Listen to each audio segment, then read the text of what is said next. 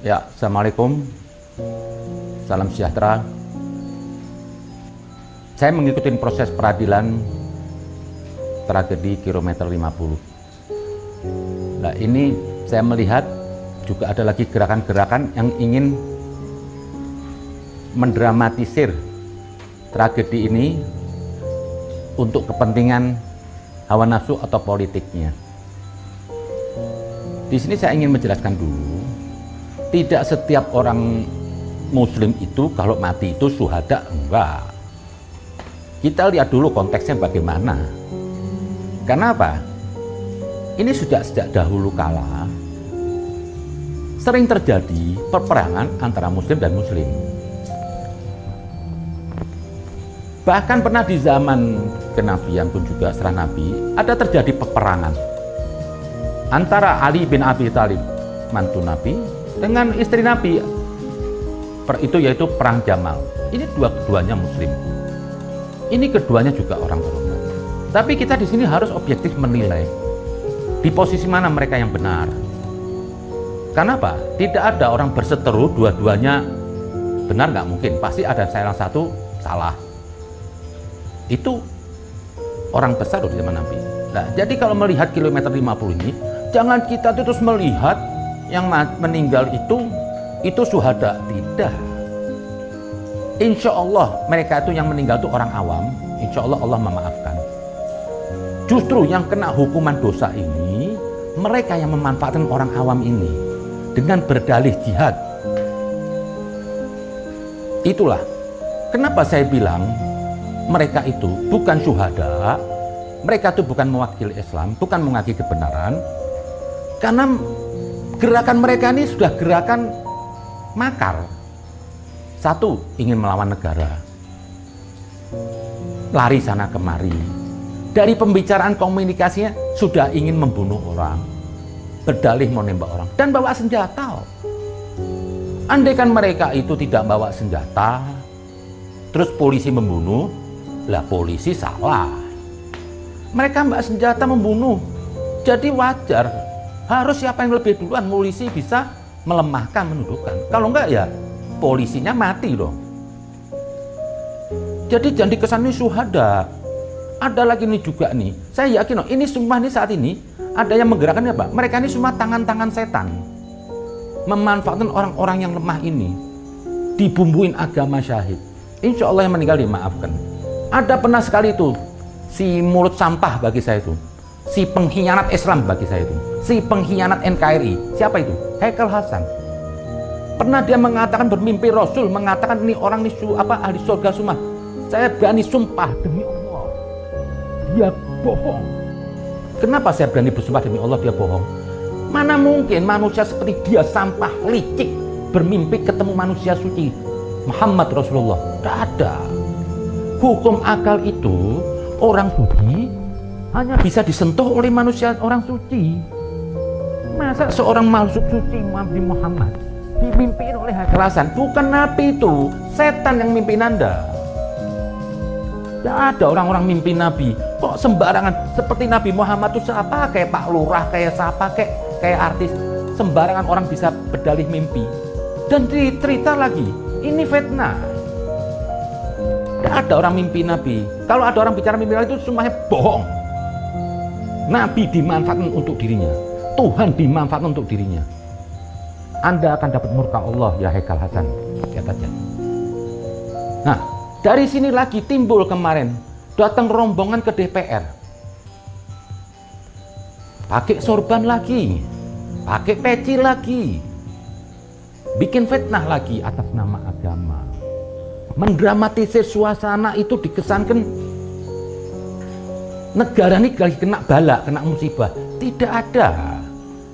Dengan menyebut ada salah satu berbangsa Al-Muhdor, mereka mengatakan diusir. Tidak ada pengusiran. Dari pihak Al-Muhdor sudah menjelaskan. Yang sedih lagi apa? Anda sudah membumbui itu. Anda mengatakan pengusiran Al-Muhdor apa? Akhirnya apa? Terjadilah Semeru. Jahat betul otak Anda itu. Banyak orang kena musibah yang meninggal. Jangan Anda bawa-bawa agama. Jangan Anda dusta demi Allah. Jangan Anda dusta demi Rasulullah. Ini bahaya. Gunung meletus itu suatu hal yang normal. Kalau ada kena musibah di kanan kirinya, ya itu wajar. Sementara Tuhan ngasih akal untuk bisa mendeteksi, menghindar. Jadi kalau yang meninggal kena gunung meletus, dia bukan kena musibah Tuhan, bukan murka Tuhan. Kok kejem amat sih Tuhan harus bunuh-bunuh orang memberi nasihat? Tidak ada. Itu gunung meletus yang kena itu ya karena dia dekat gunung. Tidak beda kayak orang tinggal di laut. Ada kemungkinan kena tsunami. Orang tinggal dekat rel kereta, ada kena kemungkinan ditabrak kereta. Ini bukan musibah, tapi ini ada pendekatan sebab akibat. Insya Allah yang mati kena lahar itu di gunung, Allah pasti maafkan. Insya Allah dapat tiket VIP ke surga cepat. Yang di Aceh tsunami itu dapat VIP. Tapi jangan didramatisir seperti Allah marah, Allah ngasih musibah gara-gara si Al-Muhdhar ini. Tidak ada. Sedih amat kalau begitu. Nah, dari konteks pembicaraan di DPR itu saya lihat lagi dia ingin menggiring ke kilometer 50. Itu yang 6 orang meninggal, nanti negara ini kena bala. Enggak ada. Ini yang meninggal ini emang dapat hukuman dari Allah. Emang harusnya dimeninggalkan. Karena apa? Dia ingin membunuh orang. Ingin mencederai polisi. Mustahil. Polisi ini tanpa sebab membunuh orang, nggak mungkin. Kalau si 6 orang itu tidak membuat sindikat atau siasat ingin melawan polisi, dari dialognya ingin melawan polisi, membawa senjata, bawa pistol, ini sudah kejahatan. Harus disikapin. Jadi polisi tidak ada salah. Jangan sampai polisi dibunuh duluan. Jadi wajar aja diambil tindakan. Insya Allah yang 6 orang ini dapat masuk surga. Tapi yang menyuruh ini, yang di sini ada Rizik yang masih memberi ajaran sesat, mencekokin, dibilang dalil syahid, juga ini kerombongan Haikal Hasan dan yang lain-lain. Anda yang membunuh 6 orang ini. Sebab Anda orang ini terbunuh. Jadi Anda yang bertanggung jawab di hadapan Allah. Kalau polisinya jelas dia penegak, saya berterima kasih. Dia capek-capek mengawal. Dia untuk menjaga NKRI. Dengan Anda membuat lagi acara lagi, setahunnya Anda membuat hall atau kematian, Anda emang benar-benar pengkhianat Islam. Anda gunakan untuk orang-orang yang meninggal. Anda gunakan agama jadi kuda politik. Anda ya Haikal Hasan semua, Anda pengkhianat Islam. Anda pengkhianat NKRI. Demi hawa nafsu Anda mau ganggu. Apa maksud Anda membuat peringkatan 1 hall? Gak ada itu hall. Kalau Anda membuat hall orang yang baik. Ini bukan syuhada. Syuhada ini bilang syuhada itu apa? Berjuang atas nama agama, atas nama kebenaran. Bukan agama aja, kebenaran itu syuhada. Itu pahlawan. Kalau mati ketabrak kereta ya bukan pahlawan.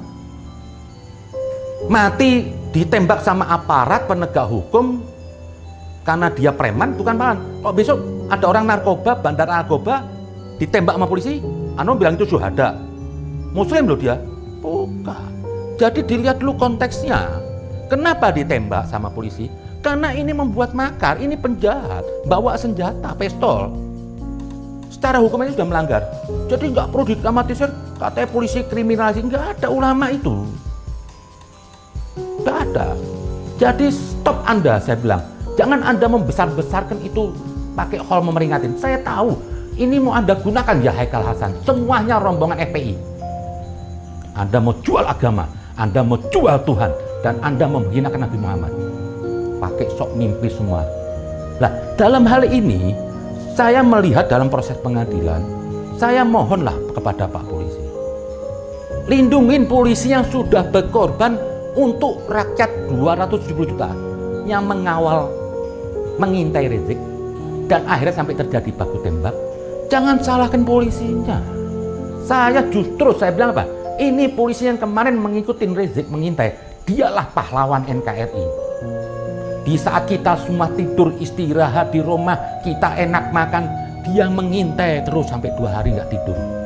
Ada resiko kematian melawan penjahat. Kok sekarang dituduh sebagai suatu kesalahan? Jujur saya Saya dari hati saya nggak ikhlas.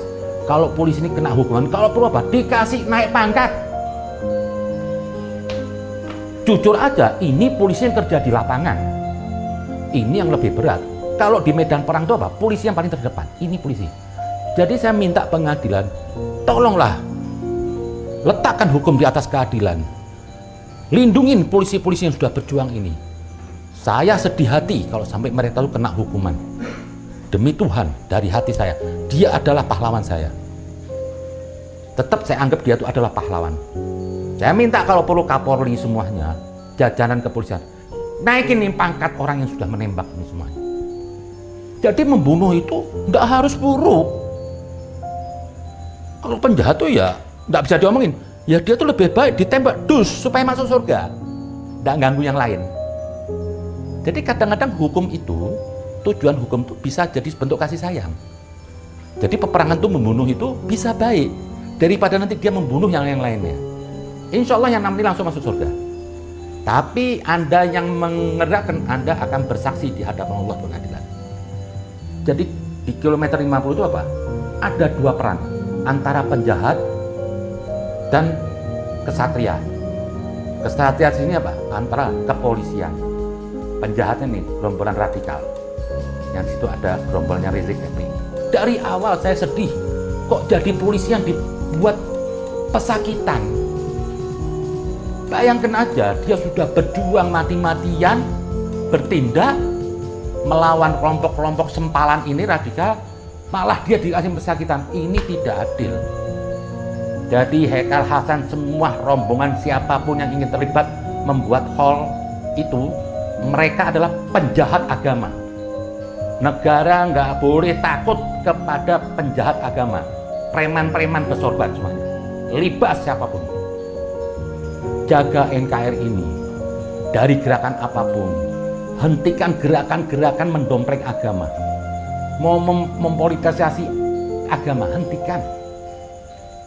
Silakan Anda mau melawan Jokowi dengan dialog yang cerdas, pemikirannya cerdas.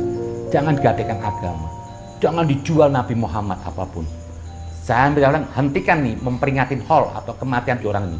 Jangan Anda jual nih mereka. Biarin mereka jadi surga sudah. Jangan Anda gadekkan. Kesian mereka nanti di kuburan itu.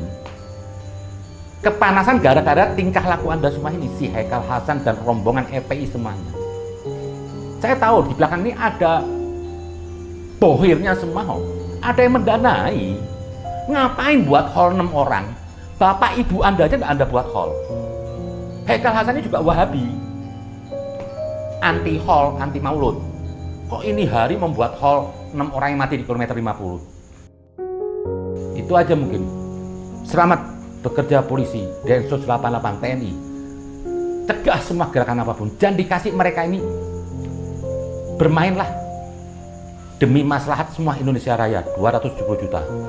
Begitu saja mungkin NKRI harga mati.